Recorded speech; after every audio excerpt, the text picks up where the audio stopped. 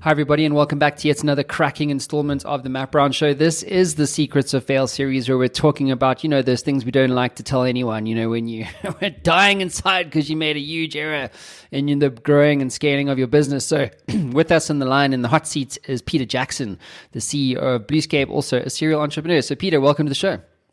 Hey, great to be here, Matt. Feel honored to be asked. Oh, mate, privilege is all mine, man. So why don't you kick us off with the elevator pitch? What are you guys up to at Bluescape? Interesting project. I think probably we'll talk a lot more about just startups in general, but this particular project was funded by, one of America's great families. And it was an idea that wasn't mine. Almost everything I've ever done has been sort of a dumb idea at 3 a.m. that, everybody tried to discount. These guys they're big in manufacturing. And so what they had a vision of a platform that would, take away the physical aspects of, parts and vignettes and cloths and all that and digitizing them so they wouldn't put them in a room. So the elevator pitch is that 13 years later and $300 million worth of investment is that we built essentially the equivalent of like 50 tools in one platform where manufacturers around the world use us. Movie makers use us, every movie studio you can name, every Netflix production, Pixar, et cetera, all of them using this environment to do a secret production of what they do. So what's the problem there, would you say? It sounds pretty in-depth and nuanced, but in a nutshell, what's the problem that you guys are solving? I think getting everybody on literally the same page with the same piece of content. So if you're trying to build a movie, you start with storyboards. If you're in the Secret Service and you're using our product, it's getting information to the field that's coming in some secret capsule that's going to give them the street coordinates and that kind of stuff. So it's secure, and then you can put any amount of content in it. Okay, very, very cool. So let's get on to the meat and the potatoes, Peter. What is your story of fail for our audience around the world today? Unfortunately, we only have a few minutes for this. So failure with me could be... we could be here till you're gray like me, but there's a lot of them. It's like completing a venture round or getting the IPO done. It could be trying to keep your family together while you're trying to do all these things, especially if you've got young kids. I think like being on the front page of the Wall Street Journal for something good, and then 3 years later being on the front page of Barron's with the title of burning cash underneath your name. Or it's thinking you've got the rubber stamp from the venture firm and you're coming in Monday to do the final pitch to all the partners and then denying you the next day and you don't have a backup plan or payroll. Gambling at the craps table to make payroll. I've done that. You tell me where you want to go. My list is so long. They're all fun, and they're fun now because I got past them. But when you're in the middle of them, it's not a lot of sleep. Let's do the gambling to make payroll one. I think that sounds pretty novel. The hard six. Yeah. So what did you put it all on black, Peter? What'd you do? No, so the hard six, when you're in the game, they're in the center, you've got 4-4, 3-3, 2-2, and so on. And so if you put money on that and they don't roll a 7 and they roll that number, you get 10 times your money. But the story goes that we had just run out of capital, and my CFO is looking at me, and we're at Comdex, which was a Vegas show way back in the day. And I said, all right, here we go. And I just took out $2,000. I said, I need to come up with 10 grand. And I kept playing the hard six. And I, for whatever reason, the gods above rewarded me. And I got through that. And that company ended up doing $500 million in revenue like 4 years later. But it was no more investors, no more debt, whatever. So sometimes it's just luck. You and I definitely need to hang out. I don't know. Your wife may not like that. Oh, my word. She probably won't. That's why we should do it. Oh, that's funny, man. So look, so let's stick with that for a moment, okay? So was it the fact that you were just a young company at the time? Like, why were things so tight at that point? Yeah, I remember like the situation where I decided to go out on my own, and we got like a little teeny office that looked like it was built in the 1800s with a couple of guys, and it was a lot of, I would call them components, but pre-PC, it was dumb terminals, printers, all that stuff. And there were literally like 15,000 products by 60,000 manufacturers. What's in your iPhone today was the equivalent of like 10,000 of those products, because you had hard drives, but it'd be 10 megs, 20 megs, whatever. And then we just sort of mask ourselves. We would have fake keyboards, not fake keyboards. We'd have keyboards not attached to anything. And so when we were talking on the phone, we would call companies to see what they were buying, put the phone by the keyboard and click it like we were like some big operation. And so we did 4 million the first year, but margins in the real companies were about 30%. We were coming out at around 12. And if you ever read Shoe Dog, you learn really quickly, like when you do receivables and then you start to get payables and they don't map up with the bank, the money you have in the bank, and your inventory start to grow and all this stuff, like you can grow to a point of incompetence. So we did 4 million the first year, 8 the second, 16 the third. I think the craps story started in about the third, because we were trying to inventory stuff and get it out and get paid faster than we had to pay it.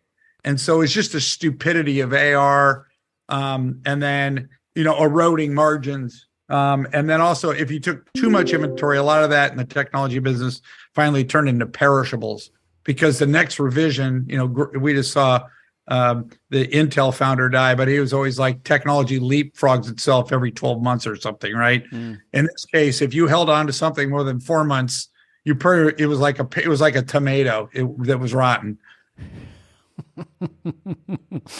So, Peter, what did that lesson, or what did you learn from that experience? I needed to go back to school. I went back to Stanford after that, and I actually was in the same class with Mike Dell and a bunch of other guys who you'd probably heard of. But we were all like in this with Harvard and Stanford professors over a summer, and we were just all scratching our heads like, "Damn, we're stupid!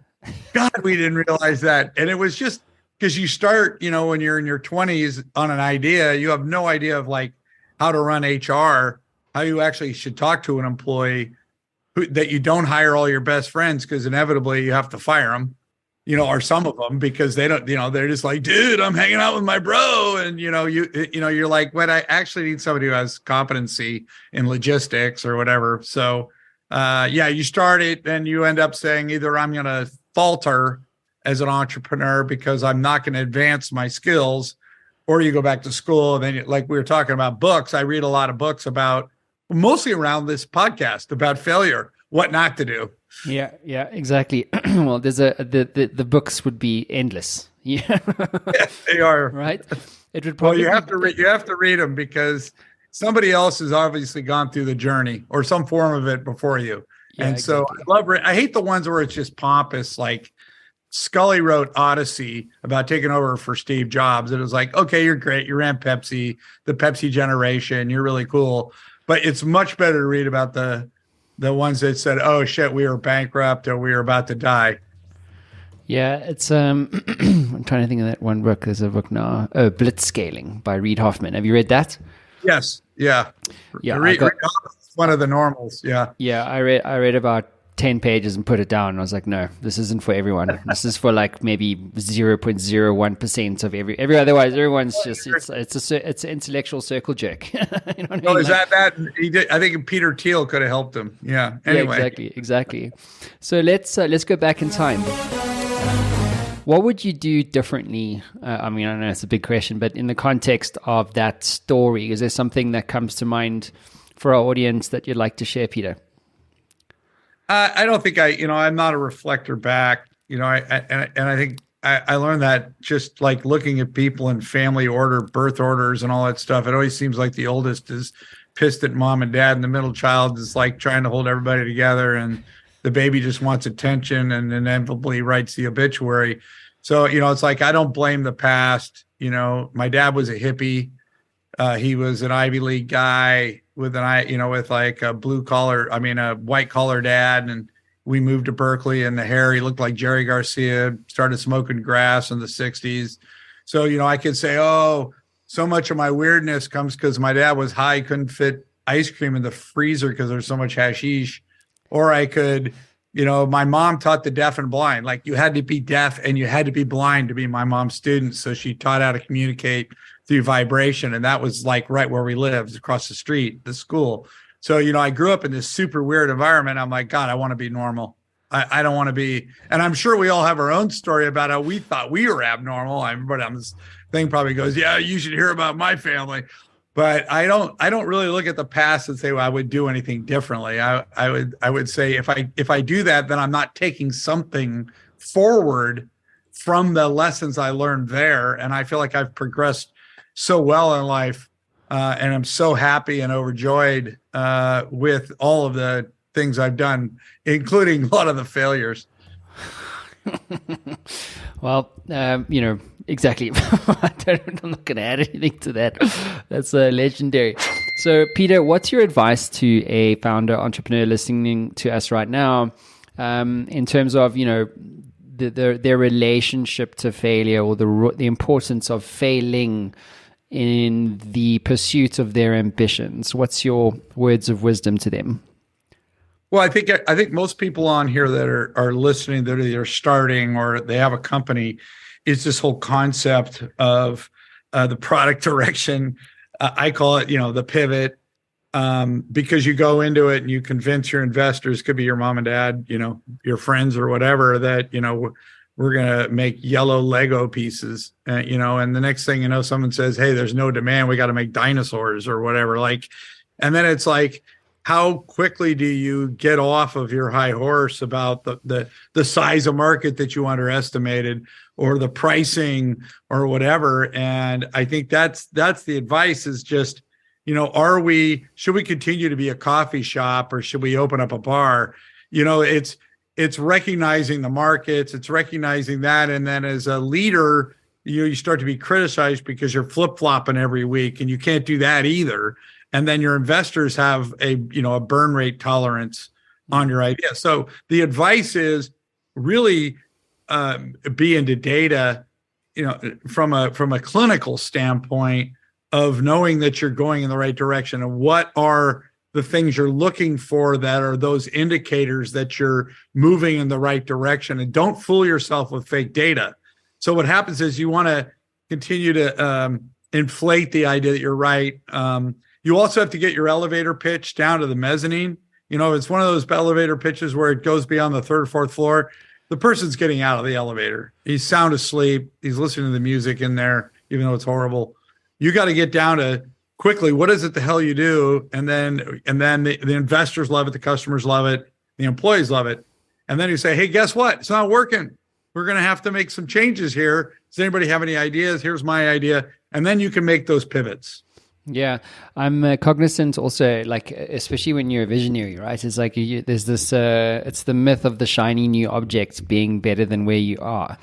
And it's, I'm like a chain. And then because my wife's always at me about it. She's like, listen, like, just stay where you are. Like, stay in your fucking lane. Don't try and go left. Don't try and go right. Just stay where you are. Just stay where you are and give it time. But that's the passion in you, right? Yeah.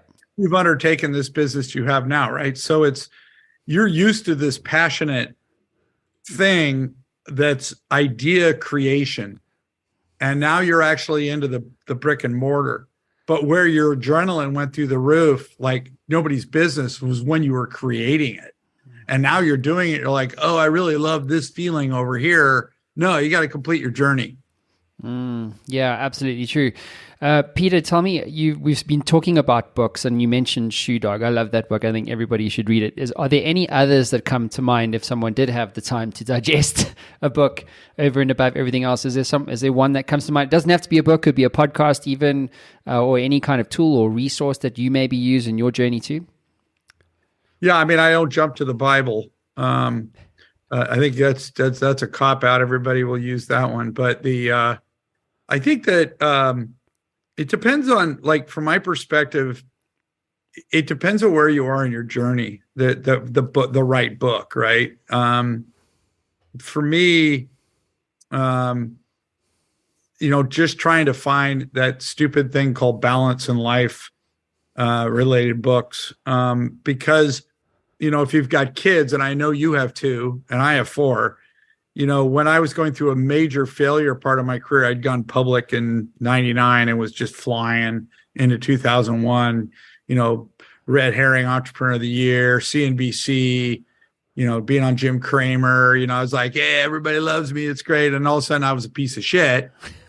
You can edit that shit part if you want. Then what happened at that point was I need to be a parent.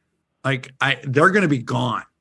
And so in the failure time, I read a lot of books around the importance of being home at 3:30, not 7:00, being part of the sports, being part of that whole thing, and then reinvesting in my children. And so that isn't particularly a book, but there was a whole category about balance of life that I lost of being 20 years, 2 public companies. And I met a lot of guys having run YPO that kids were drug addicts or they didn't talk to their dads. Or if you read Shoe Dog, his oldest son, Shoe Dog, by the way, everybody, is Phil Knight's book, has nothing to do with Nike, has everything to do with everything coming up to Nike, but he lost his oldest son. And his oldest son, not only did he die, but he was not a part of his life because all he was worried about was his business. And he says it in the book that I screwed up. I didn't put enough in over here. So a Shoe Dog, you got to read. I mean, you just got to read because it isn't about the greatness of Nike. It was the greatness of just the challenge. I would say Power Law jumped off the page.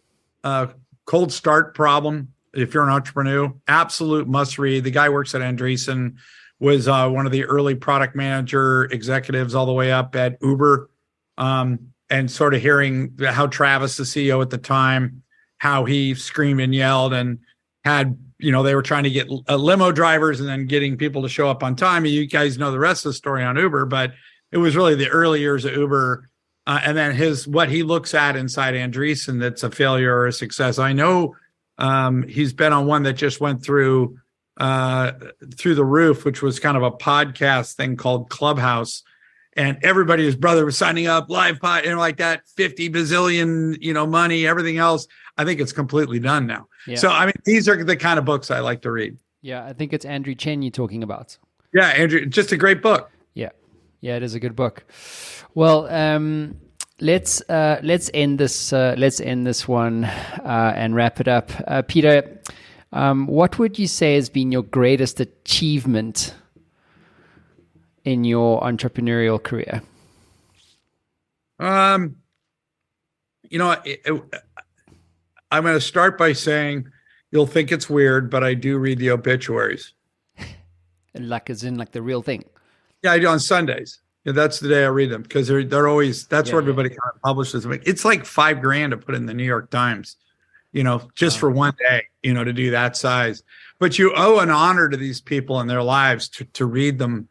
And what you really see that jumps off the page within those relative to their success, some of the biggest ones, for the most part, is it talks about everything and a little bit about business, a little bit about how they crushed it and made $1 gazillion or whatever. So I think my lesson or my biggest success are my 4 children, right? They're all gainfully employed. I believe it or not, I have 2 of my 4 children that played Major League Baseball. And it was because, obviously my wife's super athletic, but because I made the time to coach them and to be part of their lives when they were little and made sure I was at every one of those practices, every one of those games. So I would say as an entrepreneur, it's this finding the time to find that thing that's out of work that takes your mind out of it, that's going to make you healthy in it. It's really powerful stuff, man. And super, I was also the same thing. Because especially when I was younger, it was all consuming, and then you have a kid and you're like, hang on, what's this? I have to do another thing when I get home. What is this thing? I'm tired. I'm tired, damn it. Do you know what I did today? Now I'm going to be dad. What the hell? But it's you learn pretty quickly to flip your value systems, around. And so, I've got an amazing studio here at the house, and I pride the fact that I can hear them, next door, and I'm in their world all the time. But it takes experience, to recognize what's actually important, because I know we're all every day we're topping up that that credit balance to the check of regret that we're all going to have to cash in when we die. And I don't want to be that guy who's like, I wish if only, fuck that. And they actually did like a survey. They interviewed like 1,000 people who had were retired and whatever, and they gave them they said, what do you regret the most? And of the laundry list of stuff, it basically came down to two things. One was not spending right at the top, not spending enough time with family. And number two was not taking enough risks. So, I mean, you should do a podcast. I know, right? Maybe I should start one. Well, that's the obituary, right? If you read it, it's all about, the family and what that is, and I'm 65. Yeah. So, okay. So in 20 years, what am I going to be doing? So hopefully someone's not having to change my diaper. But, when I go, they're not going to go back and go, Pete Jackson helped build Eventbrite, or Pete Jackson helped do this or do that. Like, boring. Nobody cares. Yeah. Well, Peter, it's been a real privilege having you here, mate. Thank you for being vulnerable on the Secrets Fail series and for sharing your perspective. I reckon we could do about 24 of these and not even touch the surface. So, but thank you for your time in the hot seats. I hope you get at least 3 or 4 viewers. Maybe they'll be my family. Yeah, exactly. Thank you for that. Just tell them to like and subscribe. Awesome. Thanks, Peter. Thanks, everyone.